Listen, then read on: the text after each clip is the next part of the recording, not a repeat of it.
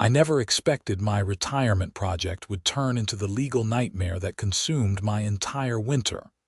But the moment I saw Deborah Patterson standing at my door with that fake smile and her HOA clipboard, I knew my peaceful life in Whitefish, Montana, was about to get complicated.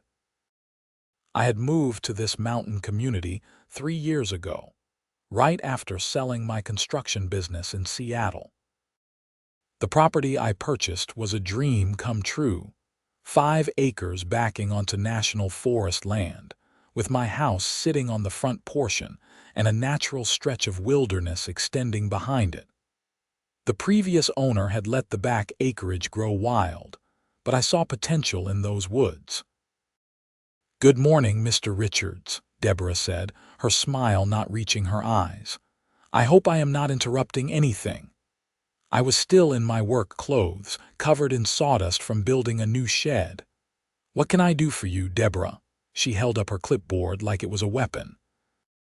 "I received a complaint from several neighbors about excessive noise coming from your property. Specifically, they mentioned snow machine activity on trails behind the community." I leaned against my doorframe, crossing my arms. "The trails behind my property." "The trails that run through our community green space," she corrected, her voice taking on that condescending tone I had heard her use at HOA meetings. "You are aware that motorized vehicles are strictly prohibited in all common areas as outlined in Section 14, Paragraph 3 of the HOA bylaws." This was news to me. "Deborah, those trails are not on HOA property. They are on my land and extend into the national forest. I built them myself over the past 2 years." Her expression shifted from fake pleasantness to genuine irritation. "I think you need to check your property lines, Mr. Richards. Those trails are clearly visible from the Peterson house and the Morrison property, which means they are within our jurisdiction.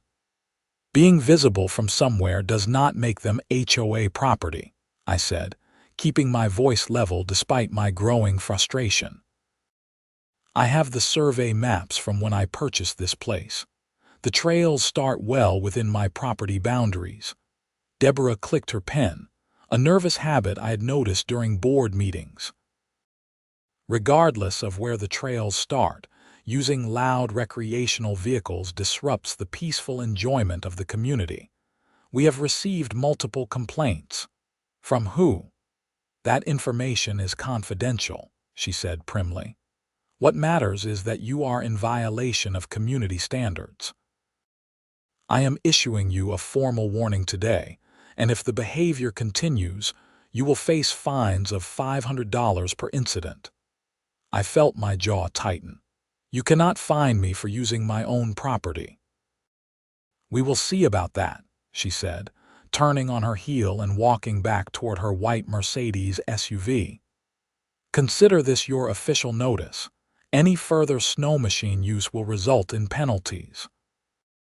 After she drove away, I stood in my doorway for a solid minute, trying to process what had just happened. I had spent nearly 2 years carefully clearing and maintaining those trails, working through weekends and early mornings. I had cut around trees, created proper drainage, and built sustainable paths that would not erode. Those trails were my pride and joy, especially during winter when I could finally use my snow machine to explore the backcountry. I went inside and pulled out the property documents I had received during closing. The survey was clear. My property extended exactly as I remembered, and the trail system began a good 30 feet inside my boundary line. The main trail wound through my back acreage before connecting to existing Forest Service land, where I had obtained the proper permits to continue the trail network. The next morning, I called the ranger station.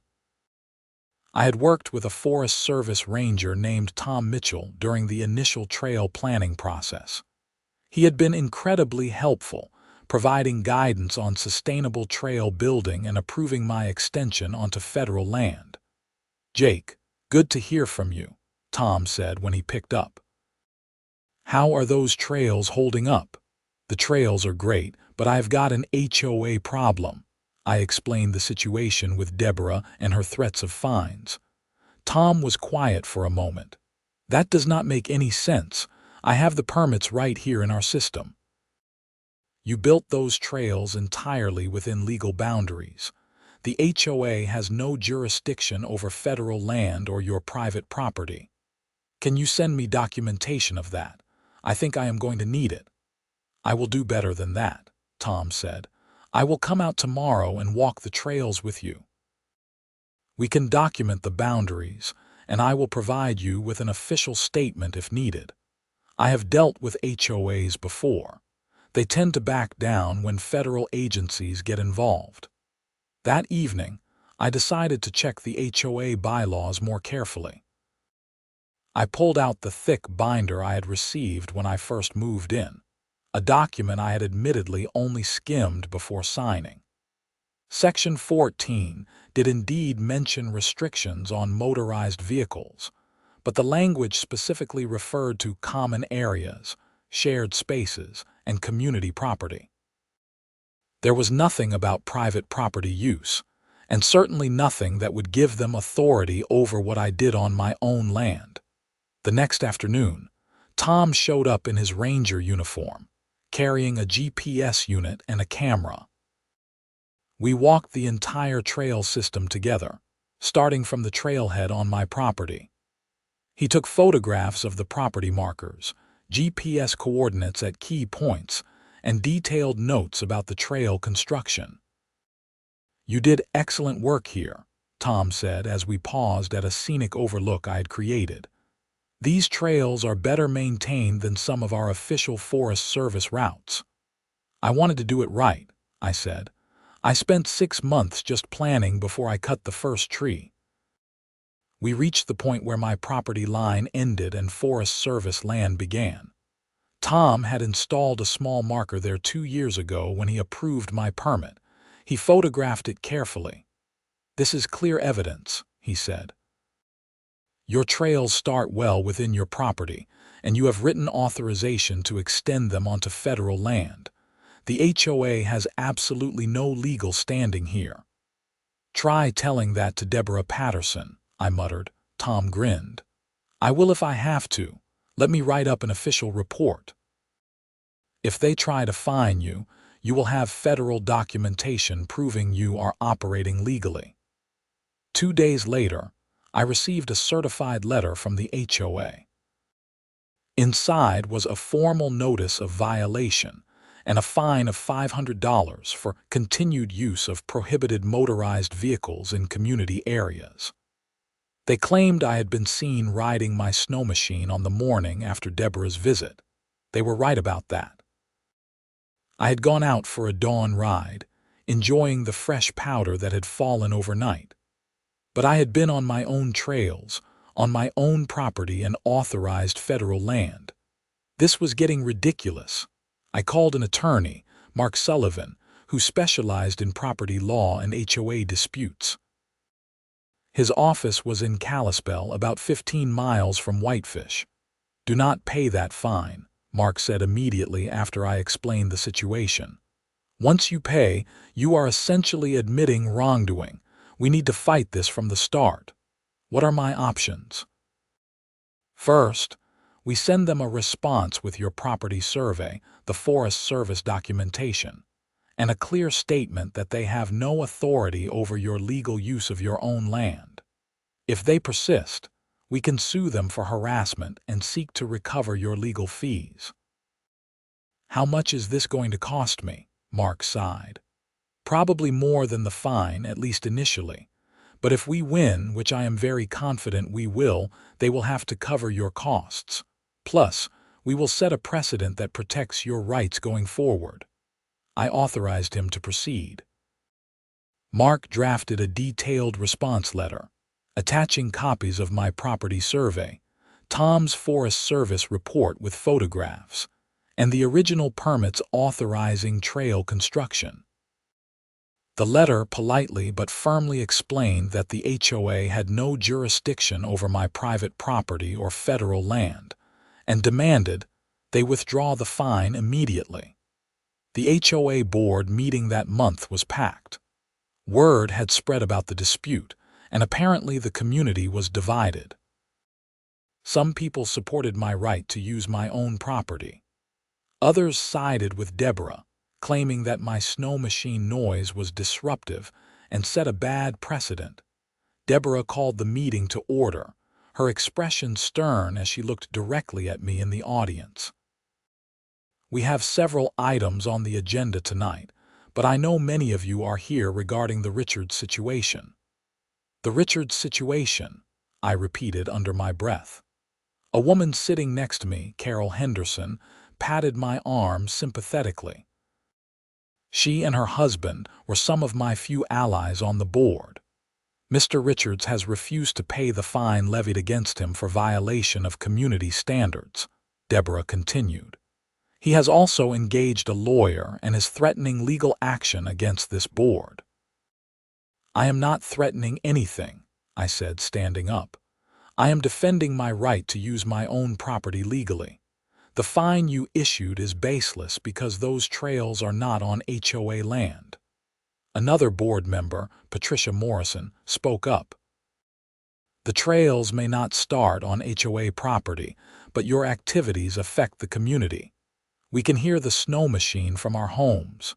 You can hear snow machines from the highway too, I countered. Are you going to fine the state of Montana for road noise? That got a few laughs from the audience, but Deborah was not amused. This is not a joke, Mr. Richards. We have rules for a reason. If we allow you to disregard them, what is to stop others from doing the same? I am not disregarding rules, I said, my frustration growing. I am following the law. I have permits from the Forest Service. I am operating on my own property and federal land. The HOA has no authority in either location. A man I did not recognize stood up. I am sorry, but I bought my house here for the peace and quiet. If I wanted to live next to snow machine trails, I would have bought property elsewhere. Then you should have checked what your neighbors were doing before you bought, I said bluntly. I purchased my property first. I went through the proper channels to build these trails. I am not going to stop using them because someone does not like the sound. The meeting dissolved into arguments, with various homeowners taking sides. Deborah eventually called for order and announced that the board would be holding an executive session to discuss potential further action. Further action? I asked Mark later that night. What does that even mean? It means they are doubling down, he said. I expected this. HOAs do not like to admit when they are wrong. Be prepared for them to escalate before they back down. Mark was right. The following week, I received another letter. This time, the fine had increased to $1,000, and they were threatening to place a lien on my property if I did not pay within 30 days. Can they actually do that? I asked Mark. They can try, he said. But a court would have to approve the lien, and no judge is going to side with them once they see your documentation. However, fighting a lien is time-consuming and expensive. We need to be proactive. Mark filed a lawsuit against the HOA, seeking a declaratory judgment that would formally establish my right to use my trails without HOA interference. He also included claims for harassment and sought to recover legal fees. The lawsuit got attention. A reporter from the Whitefish Pilot, the local newspaper, called me for an interview. I was hesitant at first, but Mark encouraged me to tell my story. The article ran on the front page of the local section. Homeowner battles HOA over private trails, read the headline. The reporter had done a thorough job, including quotes from Tom the ranger confirming my permits were legitimate and explaining the property boundaries. Public opinion started to shift. I received calls and emails from neighbors I barely knew, expressing support. Even people who were not in my HOA reached out, sharing their own horror stories about overreaching community boards. But Deborah was undeterred. At the next HOA meeting, she announced that the board had hired their own attorney and would be fighting my lawsuit vigorously. Mr. Richard seems to think he can do whatever he wants without regard for his neighbors, she said. This board will not allow one person to undermine the standards we have all agreed to maintain. Carol Henderson, who had always been quiet at meetings, stood up.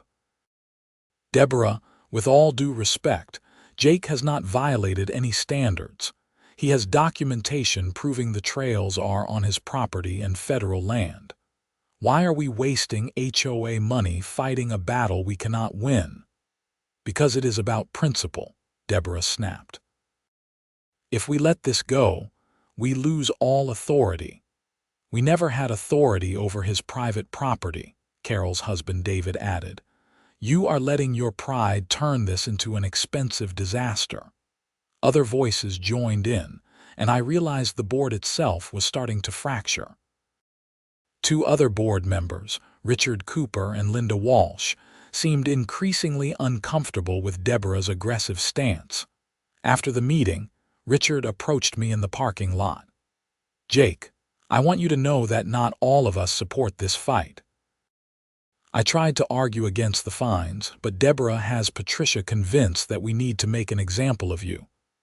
I appreciate that, Richard. I never wanted this to become a legal battle. I know. For what it is worth, I think you are in the right. I have been reading through the bylaws, and I cannot find anything that gives us jurisdiction over your property. The lawsuit moved forward slowly, as these things do. Discovery began, which meant both sides had to exchange documents and evidence. Mark subpoenaed the HOA's records, including all correspondence related to my case and the specific complaints they claimed to have received. When those documents arrived, they revealed something interesting. There had only been 2 actual complaints filed. One was from Patricia Morrison, who was on the HOA board. The other was from a homeowner who lived half a mile away and admitted in her written complaint that she had not actually heard my snow machine herself, but had heard from others that it was loud. This is thin, Mark said, reviewing the documents. They claimed multiple complaints, but they have got almost nothing concrete. One board member with a grudge and one second-hand complaint. Why would Patricia have a grudge against me? Mark shrugged. Sometimes people just do not like seeing others enjoy themselves. Or maybe she is friends with Deborah and backing her play. The case was scheduled for a hearing in front of Judge Helen Cartwright in Flathead County District Court. Mark was confident, but I was nervous. I had never been involved in a lawsuit before. The week before the hearing, something unexpected happened. I was out on my trails on a Saturday morning, enjoying some fresh snow, when I encountered a group of people I did not recognize. They were on snowshoes, clearly hiking the trails I had built. I stopped and pulled off my helmet. Hi there. These are private trails. Can I ask how you got here? A middle-aged man in an expensive winter jacket smiled apologetically. I am sorry, we did not realize. Someone posted online that there were new trails in this area. Are we trespassing? Technically, yes, though I am not going to make a big deal of it, I said. Just be aware that these trails are on my property and Forest Service land. They are not public access. That is strange, a woman in the group said. The post we saw made it sound like these were community trails maintained by the HOA. That got my attention. Someone claimed the HOA maintains these trails. Yeah, there was a whole thing on the neighborhood Facebook group. Someone posted about great new winter trails in the area and said they were maintained by the local homeowner association. After the hikers left, I immediately pulled out my phone and logged into the Whitefish Community Facebook group. Sure enough, there was a post from 3 days ago by someone named Jennifer Brooks. The post praised the wonderful new trails maintained by our HOA and encouraged people to check them out. I took screenshots and sent them to Mark. This was getting weirder. Mark called me back within an hour. This is actually good for us. If the HOA is now claiming credit for the trails, they are essentially admitting they are desirable community amenities. Makes it pretty hard to argue you should be fined for using them. But I built these trails. They are claiming my work as their own, which is obnoxious but also works in our favor. I am going to have a field day with this at the hearing. The hearing arrived on a cold February morning. The courtroom was small but formal, with Judge Cartwright presiding from her bench. Deborah and Patricia were there, along with the HOA's attorney, a stern-looking man named Robert Fitzgerald. Mark presented our case methodically. He showed the property survey, clearly marking my boundary lines. He presented Tom's Forest Service report with photographs. He introduced the permits I had obtained for trail building. He showed the GPS coordinates proving the trails were exactly where we claimed. Then he brought up the Facebook post. Your Honor, the HOA has not only attempted to fine my client for using trails he legally built and maintains, but they have also apparently been taking credit for his work on social media. This post, made by an HOA member in an official community group, describes these trails as HOA-maintained amenities while simultaneously attempting to prevent Mr. Richards from using them. Judge Cartwright looked over her reading glasses at Deborah and Patricia. Is this accurate? Is the HOA claiming these trails as community property? Fitzgerald looked uncomfortable. Your Honor, that post was made by an individual member, not the board officially. An individual member of the HOA board, Mark corrected, pulling out printed pages. Jennifer Brooks is listed as the secretary on the official HOA documents. Deborah's face went red. I realized she had not known about the post either. She shot a furious look at someone sitting in the back of the courtroom, presumably Jennifer. Judge Cartwright was not pleased. Let me make sure I understand this situation. Mr. Richards spent his own time and money building trails on his private property and obtained federal permits to extend those trails onto Forest Service land. The HOA then attempted to fine him for using these trails, claiming they violated community standards. But simultaneously, members of the HOA board have been publicly promoting these same trails as community amenities.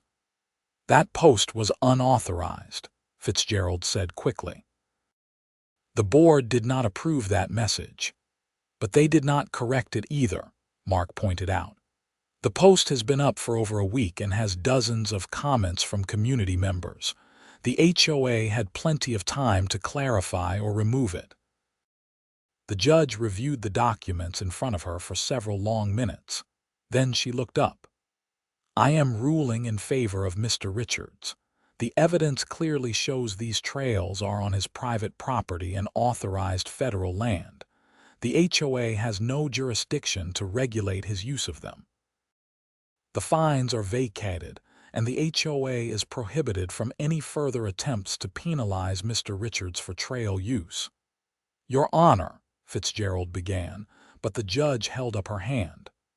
I am not finished. Additionally, I am awarding Mr. Richards his legal fees to be paid by the HOA. This was a frivolous action that never should have been brought. Mr. Richards did everything correctly, obtained proper permits, and was well within his rights. The HOA wasted everyone's time and resources pursuing a baseless claim. I felt a wave of relief wash over me. Mark squeezed my shoulder, grinning, but the judge was not done. Furthermore, I suggest the HOA board review their bylaws carefully and consider whether their current leadership is serving the community's best interests. Attempting to claim credit for work performed by a homeowner while simultaneously punishing that homeowner for enjoying the fruits of his labor is not just legally wrong, it is ethically troubling. Deborah looked like she wanted to sink through the floor. Patricia was staring at her lap. As we filed out of the courtroom, I could hear angry whispers from other HOA members who had attended the hearing. The aftermath was swift. Within 2 weeks, a special election was called to recall the entire HOA board. Carol Henderson organized the effort, gathering signatures from homeowners who were outraged at the legal costs the community now faced because of Deborah's vendetta. The recall vote was not even close. Deborah, Patricia, and Jennifer all lost their positions. Richard Cooper and Linda Walsh kept their seats because they had openly opposed the lawsuit. Carol was elected as the new president. The legal fees the HOA had to pay me came to just over $12,000. It was not about the money for me, but it felt good to be vindicated. The HOA's own legal costs were even higher, nearly $20,000 that came out of the community's reserve fund.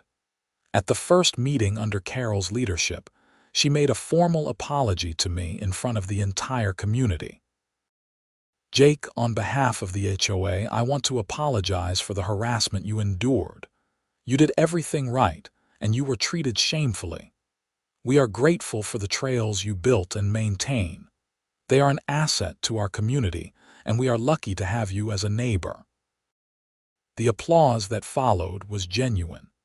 Several people came up to me afterward to shake my hand and apologize for not speaking up sooner. Deborah moved away 3 months later. I heard through the neighborhood gossip network that she and her husband sold their house and relocated to Arizona. Patricia kept a lower profile, barely attending HOA meetings anymore. But the story was not quite over. That spring, as the snow melted and the trails dried out, Tom from the Forest Service called me with an interesting proposal. "Jake, we have been getting a lot of questions about your trail system from hikers and outdoor enthusiasts. The quality of the work you did has not gone unnoticed. Would you be interested in working with us to officially designate part of the trail network as a Forest Service recreation trail?" "What would that involve?" I asked. "Basically, we would partner with you. The trails on your property would remain private, but the sections on federal land would become part of our official system. We would help with maintenance, provide signage, and include them in our trail maps. You would retain control over the private portions and could restrict access if needed." It was an intriguing idea. Let me think about it. I spent the next week hiking the trails, considering Tom's proposal. The trails had become something bigger than just a personal project. They were beautiful, well-designed routes through some of Montana's most stunning landscape. Maybe it was selfish to keep them entirely to myself. I called Tom back. "Let's do it, but with some conditions. The trailhead remains on my property, and I control when and how people access it. During winter, I want to maintain the right to restrict use on certain days so I can have the trails to myself for snow machining." "That sounds more than fair," Tom said. "We will draw up an agreement." The partnership worked beautifully. The Forest Service installed proper signage and included the trails in their regional maps. I maintained control over access, installing a simple gate at my property line that I could close when I wanted privacy. Most days, especially during summer and fall, I left it open.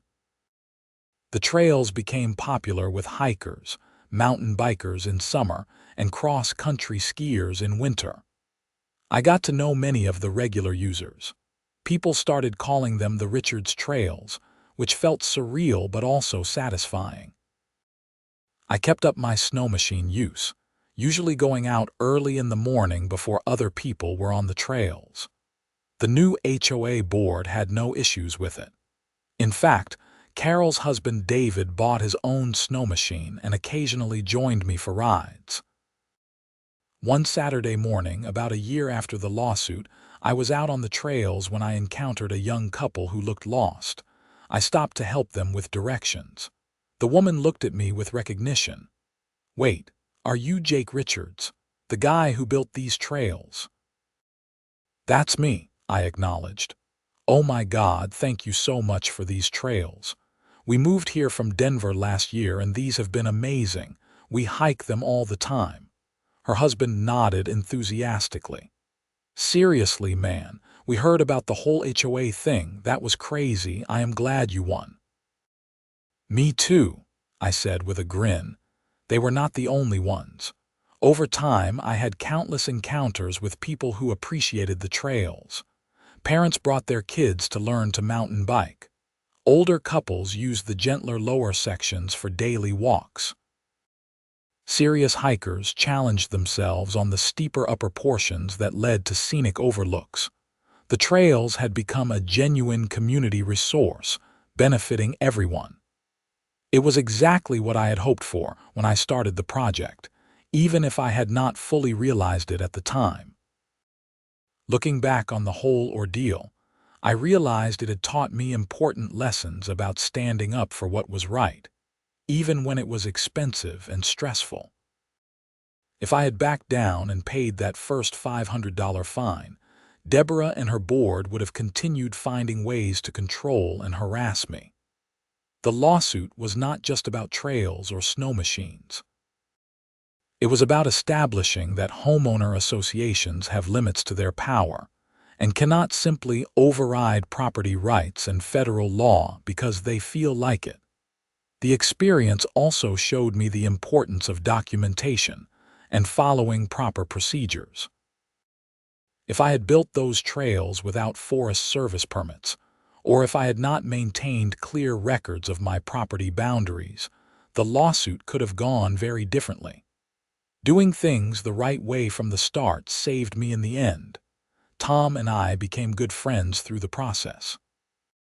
He often came out to hike the trails during his off hours, and we would talk about trail design and forest management. He introduced me to other people in the Forest Service who were impressed with the quality of my work. That led to an unexpected opportunity. The Forest Service offered me a consultant position, helping them design and plan new trail systems in the region. It was not a full-time job, but it gave me a sense of purpose in retirement and let me contribute to something I was passionate about.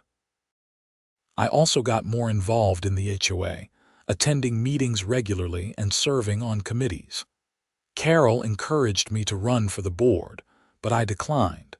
I had no interest in the politics of it, but I did want to help ensure that what happened to me did not happen to anyone else. We worked with Mark Sullivan to revise the HOA bylaws, clarifying the limits of the association's authority and establishing better procedures for handling disputes. The new bylaws explicitly stated that the HOA could not regulate activities on private property that did not directly impact common areas or violate local laws. The changes were not just about protecting my rights. They protected everyone in the community from overreach. Several homeowners who had been quietly suffering under petty restrictions from the previous board came forward with their own stories. One couple had been cited for painting their front door the wrong shade of approved colors. Another was threatened with fines for parking their RV in their own driveway for more than 48 hours. Under Carol's leadership, the HOA became what it was supposed to be, an organization that maintained common areas and organized community events, not a power-hungry bureaucracy that meddled in everyone's personal business. The next winter, I organized a community snowshoe event on the trails. About 30 people showed up, including families with kids. We hiked together on a sunny Saturday, and I explained how the trails were built and the partnership with the Forest Service. Tom came and talked about trail etiquette and leave no trace principles. It was a perfect day. The kind of day that made all the stress and legal battles worth it. Seeing people enjoy something I had created brought a satisfaction that was hard to describe. David rode alongside me on his snow machine as we headed back to the trailhead after everyone else had left. "You know, Jake, You really changed this community. People are actually talking to each other now, enjoying the outdoors together. It's different than it was under Deborah. I just wanted to ride my snow machine, I said with a laugh. Yeah, but you stood up when it mattered. A lot of people would have just paid the fine and given up. He was probably right. It would have been easier in the short term to just accept the fine and stop using the trails. But it would have been wrong. And once I started down that path of giving in to unjust demands, where would it end? The property values in our community actually increased after the trails became popular. Real estate agents started mentioning them in listings, promoting access to quality recreational opportunities. Several homes sold specifically because buyers wanted to be near the trail system. I found it ironic. Deborah had claimed my activities were harming the community and reducing property values. In reality, the exact opposite was true. The trails I built became a selling point that made the neighborhood more desirable. One evening in late spring, I was sitting on my back deck, watching the sunset paint the mountains in shades of orange and pink. The snow had melted except for the highest peaks.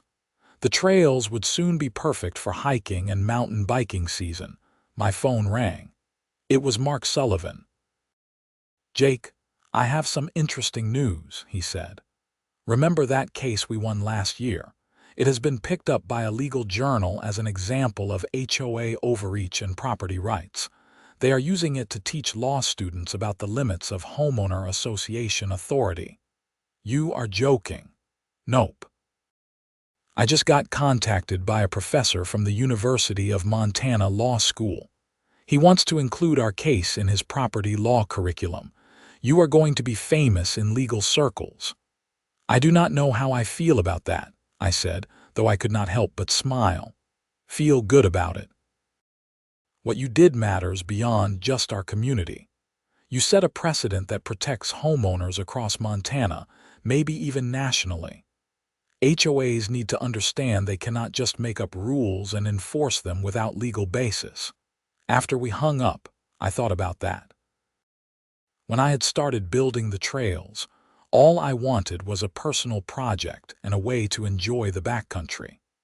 I never imagined it would lead to a legal battle that would have implications beyond my own situation. But that was the thing about standing up for what was right. You never knew how far the ripples would spread. The summer was busy with trail maintenance. The increased use meant more wear, and I spent several days each week clearing brush, repairing erosion damage, and maintaining proper drainage. Tom and some Forest Service volunteers helped with the work on federal land portions, but I still put in most of the hours myself. I did not mind. Working on the trails was meditative, a chance to be outdoors and see the results of my labor.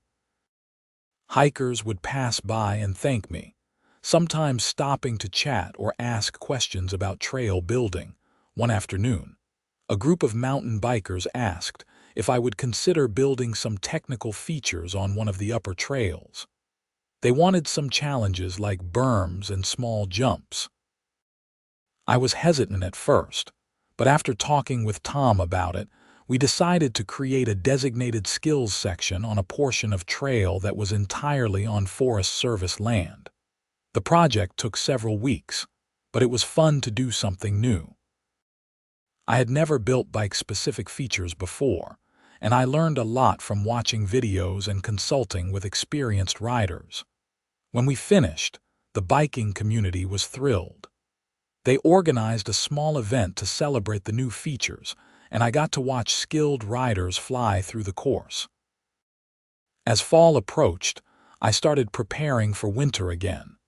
I serviced my snow machine, checking the engine and replacing the drive belt. I cleared some summer growth from the trails and marked potential hazards that would be hidden under snow. This winter would be different. No one would be hassling me about where I rode or what noise I made. The trails were mine to enjoy, along with anyone else who respected them and followed the rules I had established. On the first good snow day in November, I was up before dawn. The fresh powder was perfect, about 8 inches of light, fluffy snow that would make for excellent riding. I geared up, started my snow machine, and headed out. The trails were pristine, untouched snow stretching ahead of me. The rising sun filtered through the trees, creating that magical golden light that only happens on perfect winter mornings.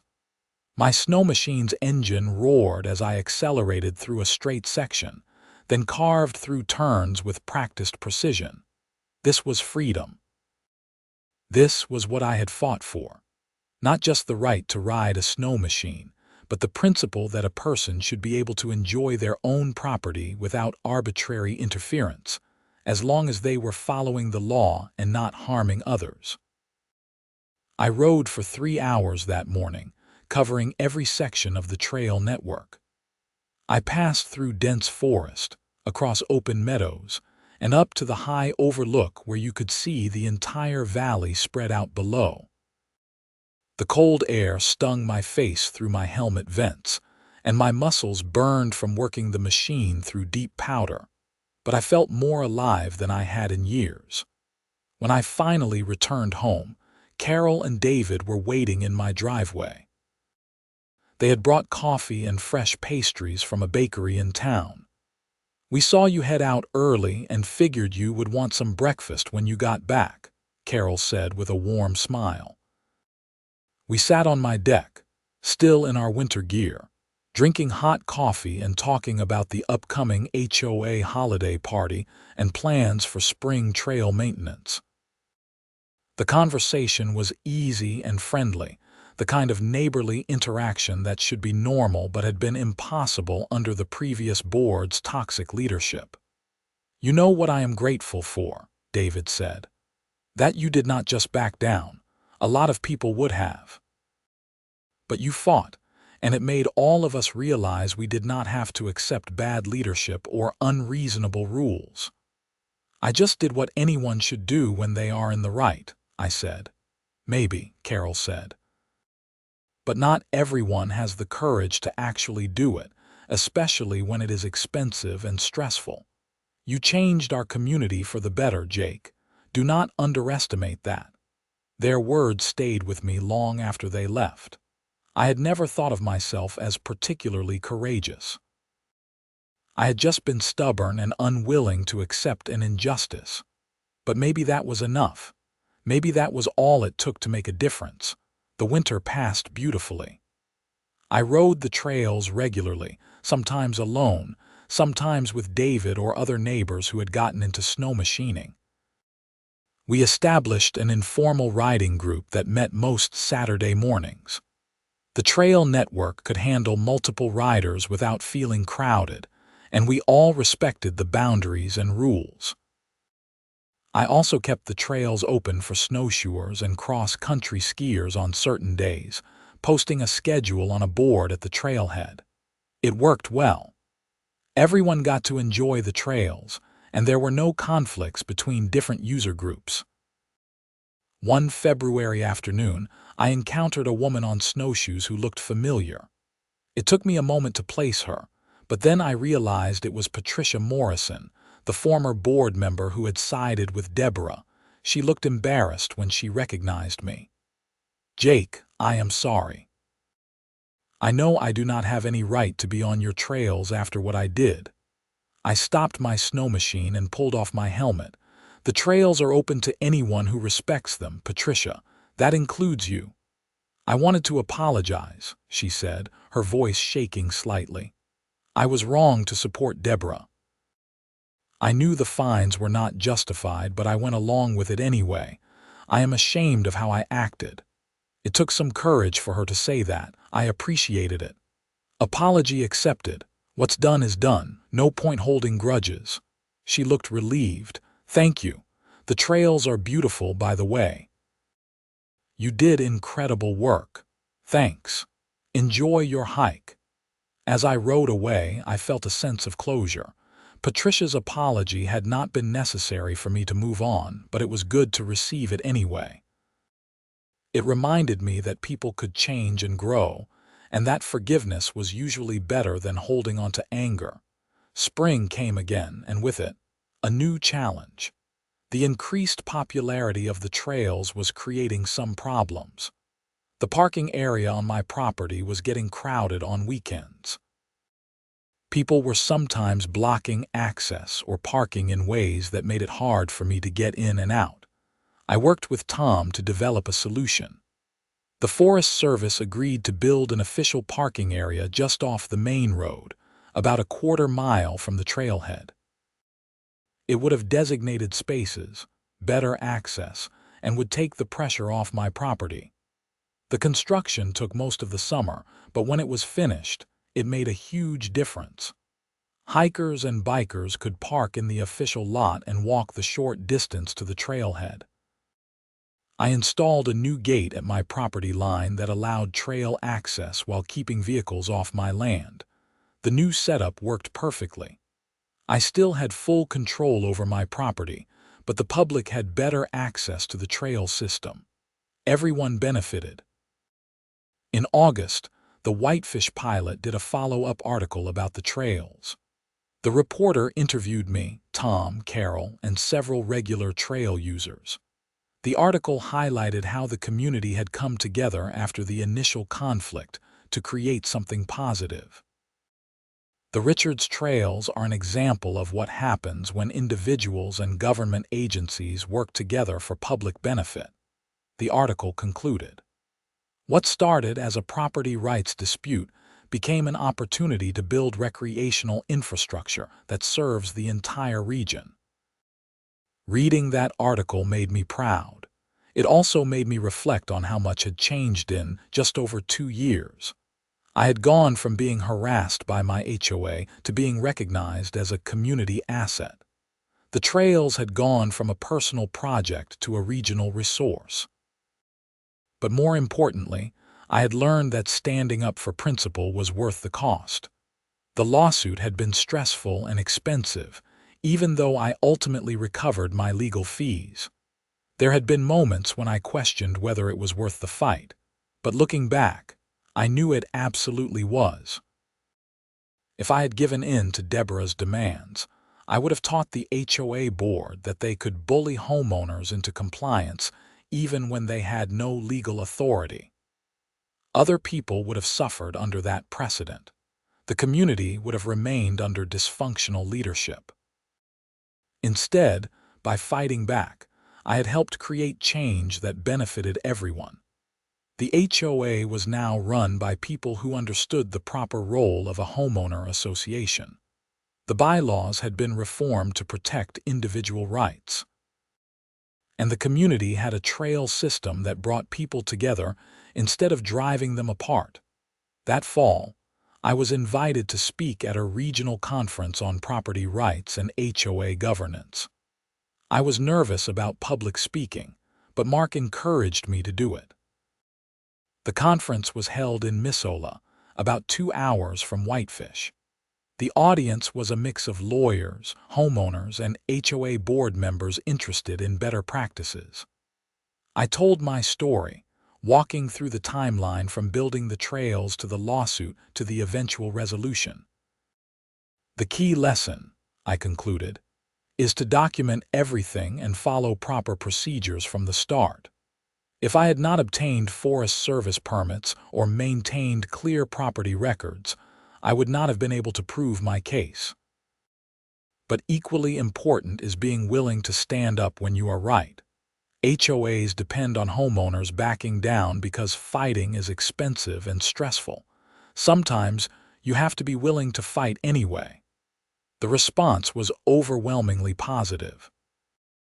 During the question and answer session, multiple people shared their own HOA horror stories. Several asked for advice on how to handle specific situations. A few HOA board members admitted they had been doing things wrong and committed to reforming their practices. After the conference, several attendees asked if I would be willing to consult on their own cases. I declined most of those requests, not wanting to become a professional HOA fighter, but I did refer people to Mark Sullivan and other attorneys who could help. The experience reinforced something I had come to believe. My situation was not unique. Thousands of homeowners across the country dealt with overreaching HOAs that exceeded their authority and made life miserable for residents. Most people just suffered in silence or gave in to illegitimate demands. But when someone stood up and fought back successfully, it created a roadmap for others to follow. As the second anniversary of my initial confrontation with Deborah approached, I decided to host a community celebration on the trails. We called it the Trail Festival, and it included guided hikes, mountain bike demonstrations, a talk by Tom about forest management, and a barbecue lunch. Over 200 people showed up. Families, serious outdoor enthusiasts, elderly couples, young professionals. The trails had attracted a diverse group of users who all appreciated what had been created. Standing on a small stage we had set up near the trailhead, looking out at the crowd, I felt a profound sense of satisfaction. This was what community was supposed to look like. People coming together around shared interests and mutual respect, not divided by petty rules and power-hungry board members. Carol gave a short speech thanking me for my contributions to the community. Tom presented me with a plaque from the Forest Service recognizing my partnership and trail stewardship. David surprised me by announcing that the HOA had voted to name the formal recognition area the Richards Recreation Complex, ensuring that future residents would know the history. I gave a brief thank you speech, keeping it simple. I just wanted to build some trails and ride my snow machine, but this experience taught me that standing up for what is right can have effects far beyond what you intend. Thank you all for your support, for using these trails responsibly, and for being the kind of community that makes Montana a special place to live. The applause was genuine and sustained. Several people were wiping away tears, including Carol. It was an emotional moment that captured everything the journey had meant. As the festival wound down and people began leaving, a young boy, maybe 8 or 9 years old, came up to me. His parents hung back, watching. "Mr. Richards," the boy said shyly. "Yes. Thank you for making these trails. My dad taught me to ride a bike here, and we come hiking all the time. It is my favorite place." His simple words hit me harder than any legal victory or community recognition. This was the real impact.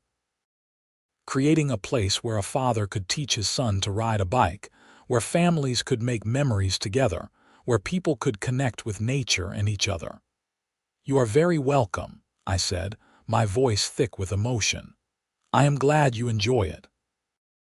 As the family walked away, I stood alone for a moment at the trailhead, looking down the path that disappeared into the forest. These trails had become so much more than I ever imagined when I first started clearing brush and marking routes. The snow would come again soon, and I would be back out on my snow machine, carving through fresh powder and enjoying the backcountry solitude. But I would also know that these trails served a larger purpose, bringing joy and recreation to countless people. Deborah Patterson had tried to stop me from using my own property legally. She had wielded her HOA authority like a weapon, confident that she could force compliance through fines and threats. But she had been wrong. Authority without legitimacy is just bullying, and bullies need to be stood up to. The lawsuit had vindicated my rights. The community support had validated my contribution.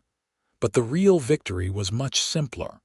I could ride my snow machine on the trails I had built without anyone harassing me about it.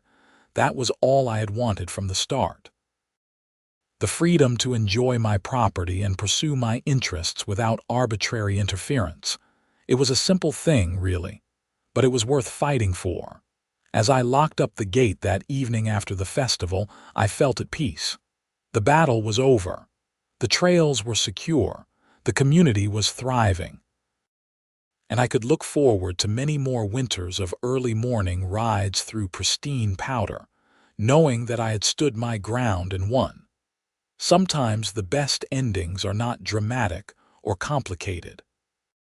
Sometimes they are just about getting back to simple pleasures, having learned some hard lessons along the way.